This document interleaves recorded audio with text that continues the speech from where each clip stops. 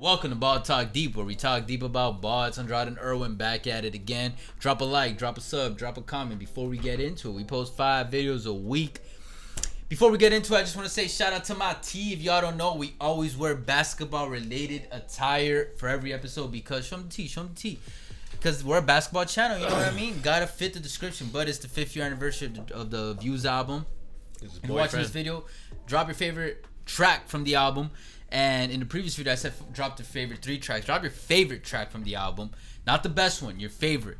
And yeah. The difference. Exactly. Let's jump into this because we talking about the Phoenix Suns. Actually, this does tie in Drake to the Phoenix Suns because if y'all don't know, CP3, Chris Paul, gave Drake that coveted, infamous shout out on the So Far Gone mixtape back in the day. You know what I'm talking about it? Oh, okay. Damn, man. Only the real ones know about that. Hell yeah. Music history. Jeez, that's how you know he's not a bandwagon Drake fan like most of y'all. Yeah, if y'all want me to start a music podcast, yo, let me know. I feel. But, all right, let's get back into this. The CP3 effect proving itself once again because after an 11-year drought, harking back all the way to the Nash Stoudemire era, the Phoenix Suns with Devin Booker, Chris Paul have made it to I was about to say the finals. The playoffs. They might make it to the finals Locking it in. Not no play-in tournament, the playoffs. Oh, man. The CP3 effect is a real thing, and it's a beautiful thing to watch. Hell and yeah. you know what? It is about time that the Suns made it back to the playoffs. It's crazy to think that it is about time because when you have to think of Nash and Stoudemire and D'Antoni and Marion, like, you know, like that was nobody's in the league. That was frustrating, man. You know, that was a loaded team. You know, Nash, Yes. Stoudemire, the Matrix. No, that team is why I have some pocket love for the Suns because, like, as a kid, like, I just found them fascinating. And I swore. I remember talking it with other kids, like, yeah, like, they're going to win it this year. And they did not. Oh, man. They did not. And right now, they're the number 2 seed in the Western Conference, which that's saying a lot. Which is great. Before they got Chris Paul, look at this. Boom. 34-39. After they got Chris Paul, 42-18. But I do want to point out, I think I pointed this out in a different episode. CP3 effect is real, but while it is real, you do have to give some credit to the Suns front office because they have been working on this for years now. And I forgot what analyst really pointed this out on ESPN or Fox Sports. And then Chris Paul just kind of like pushed it over the edge. You know what I mean? It was just kind of like all bubbling up to the right timing, and then Chris Paul was the cherry on top. Chris Paul is not the main reason you see this incredible. He's one of the reasons, one of the biggest reasons, but he's not the only reason. There you go. Of course, man. And yeah, man, let's get to it, man. Based on everything that we saw, Andrade, how far do you see CP3 and the Suns advancing this year? Now that they're in the playoffs. Just a heads up, guys. We would have originally done this as a contender-pretender, but here's a card. We did the contender-pretender on the Suns a while back. Yeah. And if we can't, I want to do a second one. Ern was like, no, we already did it. We can't redo it again. So this is our different way of like going around it. It does go to show that maybe for the next few seasons, we'll like wait on the contender-pretender for certain teams. You know what I mean? Thing is, it wasn't expected. Yes. We were in the beginning, they were having that, we were going to expect improvement from the Suns, but not this type of improvement. Like being top 2 of the West type of improvement. Yeah, that eliteness for the entire regular season. But yeah, all right. So this is the roster and stats for the team for 2020-21. Tongue twister. As of this recording, 44-18 record, second in the West. Their coach, Monty Williams, executive James Jones. Shout out to James Jones right away. He's a big reason for all this. I had to point that out. He culture. That is a big reason too. They've pointed this out on, I think, The Jump. Like, yeah, pay attention to the behind the scenes, guys. I'm telling you, the behind the scenes in the front office and even the coaching staff goes a long way in how an organization goes on because it trickles down to the players and how they perform. You're building a sound foundation. Exactly. Man, we just out here providing fundamental schooling for y'all. Just giving nuggets out BTD, here, man. BTD University. BTDU. Okay, so for points per game, they're 10th in the league, averaging 114.3. And they're allowing opponents per game at 108.3 on average, which is 6th in the league. If only it could have been top five. Right? Top five. Their SRS is 5.75, which is 4th in the league. And their pace is 97.2, which is 27th in the league. And then very important. Offensive rating 116.2, which is 7th in the league, and defensive rating 110.2, which is 5th in the league. So net rating, obviously positive 6, 4th in the league. I will point out that when it comes to being actual contenders, it's very consistent that if you are in the top 10 for offensive rating and defensive rating in the regular season, you do tend to do well in the playoffs. You're doing something right. You tend to have a deep run, now, usually. Let's see that personnel. Let's see that roster. Who they got, going representing them. All right. Let's do it by birthday. All right, let's do it by birthday because then Chris Paul is first. He's the... It's your birthday. Nice. All right, we got Chris Paul, Etwan Moore, Jay Crowder. Jay Crowder's also been a crucial piece to this. He coached you too? Exactly. Temporarily. Torrey Craig, Langston Galloway. Shout out Galloway. He was a great piece for me one time in my GM years. Frank Kaminsky. Break the tank. GOAT! Break the tank. Abdel Nadir. Dario Saric. Cameron Payne. Javon Carter. Cameron Johnson. Michael, whatever.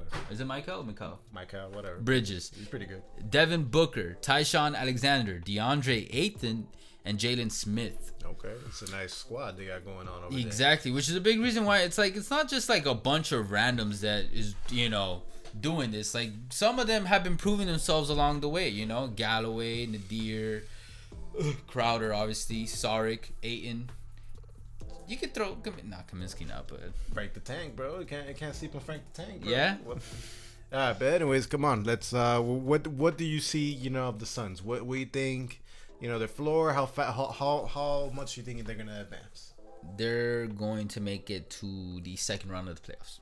As a floor, or is that how far you see them going? That is both for me. What? Yes. Yeah, man. I do not see them exiting the first round. Is it possible? I think it's possible, depending on who they face. But I don't think there's anybody that they would face in the 7th seed that would. Unless it was the Lakers. Unless the Lakers fall down all the way to 7th, maybe. But I don't think the Lakers are going to fall all the way down to 7th. Look, if the playoffs started, that's where we're going to disagree big time. Okay, if the playoffs started today, right now, the matchup would be for the Suns right now, 2 versus 7, assuming, the play-in tournament plays as it should, they're going to play the Trailblazers. If that happens, Dame time, they could definitely pull off an upset on the Suns. I was thinking like Mavs or Trailblazers, but dude, as much as I am confident in both those teams, and I am, when it comes to this Suns and CP3 is a big factor, I'm not totally sold. You know what I mean? Like if it's those matchups, I'd say it's 50-50. 50% Suns, 50% Blazers are winning it. Same with the Mavs. 50% Suns or 50%. It's a possibility. If it's the Lakers, I'm giving 70% Lakers, 30% Suns. That's not happening. The Lakers are not dropping down to number 7. Bro, they're just one game ahead of the Mavs. I don't think it's happening either, but I'm just saying like it's I don't think possible. I don't think it's happening. Look, if it's 2-7 right now, playoffs start right now. The Trailblazers, the Mavericks can definitely upset the Phoenix Suns, in my opinion. However, that's a 50-50, as you said. Let's say they advance and they face the number 3 seed, which is the Clippers. At that point, I'm taking the Clippers. I'm sorry. I think the Suns could advance as well. The Clippers, especially, they're still like, they choked last year down to the 3-1 Nuggets. Pandemic peak and show his face all over again. The Clippers will be facing an unexperienced Suns. Nobody on that squad. Well, not nobody, but most of the people on that squad do not have a championship experience. Especially recent. The only one is Crowder with that finals appearance last year, but that's it. It could happen. You never know. But that's why I'm more. That's why I'm kind of excited. It's a Clippers team with a Kawhi Leonard who has 2 Finals MVP. And several Finals appearances. How well did that do last year? Yes, but that was last year. And then I don't know, man. I just don't trust the Suns that much. And if they were to face the Clippers, look, it's not happening. That's why the bracket that they're in. They're avoiding the Lakers. They're avoiding the Jazz. The biggest threat that they have, in my opinion, is the Clippers. They're not like at a mentally aspect. They're not the scariest team, in this whole Western. So how far do you see these Suns going? If everything plays out perfectly, CP3, he does his thing. Devin Booker, man, he pops off. He gets excited, for the playoffs. You see something like how you saw with Luka. Jay Crowder, he steps up as well. Becomes a veteran experience. Don't be surprised if they can make it to the Western Conference Finals. I was worried. I'd be like, you better not say finals. No. Western Conference Finals, I could see them making it, but I'm not gonna lie. I think their ceiling. Okay, there you go. I'll put their ceiling. It could happen at Western Conference Finals. But that's like I still think their ceiling and their minimum is second round for this year, and then they'll get the experience this year. It's kind of like what I said about the Jazz. And then next year, once they got their feet wet in the playoffs, because remember, this is also the first time majority of this team is even going into the postseason. That's exactly why I have the floor as a first round exit. I'm taking into account, what's going on with that. Yeah. Especially with the matchup that they get. They're gonna maybe face. But that's what you're telling me. You think they can beat the Clippers with no postseason experience? I mean, I can't see it. I can't see it. Even with the Clippers curse, even with how they choke, I can't see it. The Clippers curse, man. They never made it to the conference finals. And maybe if the Nuggets push up to the third and they face the Nuggets, if they're facing the Nuggets, they're definitely not beating the Nuggets. I'll tell you that much. I don't know about that. No Jamal Murray. I'll put $1,000 down that they won't beat the Nuggets. All right. Well, you guys heard it here first, man. Tongue twister over here, man. I guess that's like the theme for today, man. Views and whatnot. Let us know what you guys think in the comments, man. How far do you see the Suns? Legitimate though, no crazy fucking No, it's not crazy, man. Trajectories. Give us a real legit where you think they'll go. It's not crazy, man. Yo, if they make it to the conference finals, how everything plays out, shit, it might be Jazz. Actually, I know for a fact it's gonna be Jazz. The Jazz are gonna make it to the conference finals. And okay, this man still does not believe in the. Okay, just wait, bro. When we make that reaction video, we'll be walking in. I'm not gonna do the graphic, but. I'm just gonna keep it real with them, bro. Yeah, you fucking lying. We'll see how they do in the lying playoffs. Sack of shit. They're not gonna go too far either. The Jazz. What, first round exit? Chill. Come on, man. I got respect for them. I'm just not delusional about it. I'm not delusional either, man. With conference finals is not delusional. Disrespect. But anyways, let us know what you guys think in the comments, man. What do you guys think, man? We'd love to hear it either way. Appreciate all the love and the hate. You guys already know. Twitter, TikTok, Ball Talk Deep, where we talk deep about ball. Catch you guys soon for now. Later. Take care.